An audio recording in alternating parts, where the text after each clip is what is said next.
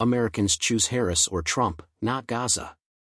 On Karen Ataya's August 20 op-ed, will black women have to pick between Harris and Gaza? I admire Ms. Ataya's work and am despondent at U.S. backing of Israel's Gaza conflict and its horrible toll on Palestinians. Her column suggests a frightening conclusion: withhold support for Vice President Kamala Harris to highlight this calamity. As tempting as not voting for Ms. Harris may be for individuals who oppose the administration's policy, I think it's a short-sighted, alarming fool's errand that either takes a Harris-Walz win for granted or appears indifferent to the election's outcome. Elected former President Donald Trump poses a greater existential threat to our nation and the world, especially Palestinians. Withholding Ms. Harris's votes contributes to that. A Trump administration will likely continue or intensify Israel policy. Mr. Trump's re-election would put us in Project 2025, where only the rich, fearful, and opportunistic would be safe in our democratic institutions, including those we can use to change U.S.-Israel policy, would continue to erode. I think we should look to one of our greatest leaders for perspective. At a moment of great national risk, President Abraham Lincoln rarely opted for the simple option, preferring to evaluate both the short and long term.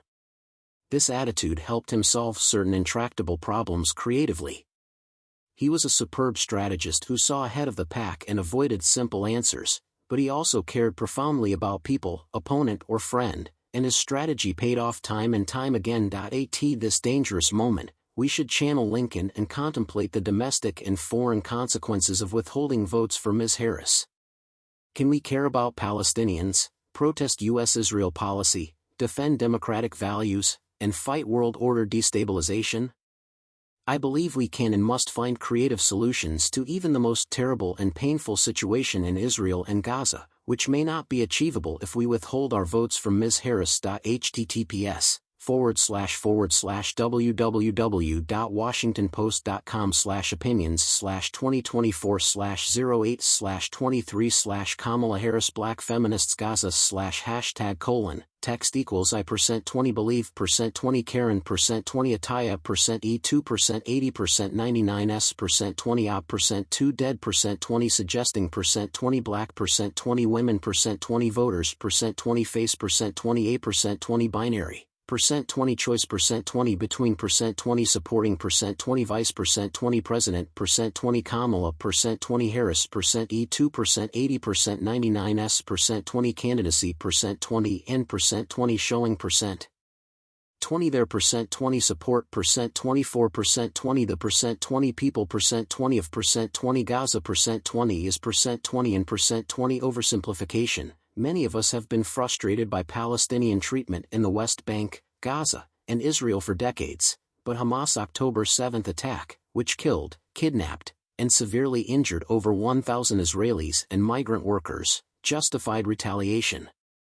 Israel decided whether its response was appropriate in its magnitude and duration, and it would have tried to destroy Hamas's military capability with or without U.S. help. Protests make sense. But since not participating in this election could keep Donald Trump as president for 4 years, choosing out seems to affect both the U.S. and Palestinians. I believe that electing Ms. Harris as president would ultimately benefit the Middle East peace process and Black Americans, our lack of options. Karen Ataya's recent op-ed confuses me. Black women and others will vote between Vice President Kamala Harris and former President Donald Trump in November, not Ms. Harris and a hypothetical candidate with a drastically different Israel-Palestine agenda. Does anyone think voting for Trump supports Gaza? Much of some may think Ms. Harris is lacking in this regard or others, he would be much less compassionate and sensitive toward Palestinians. Many of U.S. may wish the administration would be more confrontational with Israeli Prime Minister Benjamin Netanyahu, but it should not drive us to act recklessly. What about Hamas? Some voters, not just black women, may have qualms about Kamala Harris's views on the Middle East war, but they should consider the alternative of voting for the Democratic ticket in November. Ms. Harris is a sympathetic person who will try her best to stop the suffering and rescue the captives, regardless of her flaws.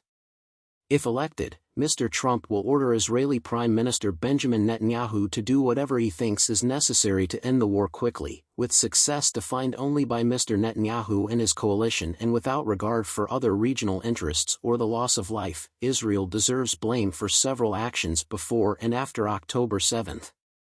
The terrorist group Hamas, whose leadership claims to have caused this war, also wants tens of thousands of Palestinian fatalities to destroy Israel. In addition to Hamas's declared positions, American policy toward Israel must consider the victims of October 7, those slain and raped, and the seized hostages, including women and children, in Gaza. Neither can the region's bigger realities.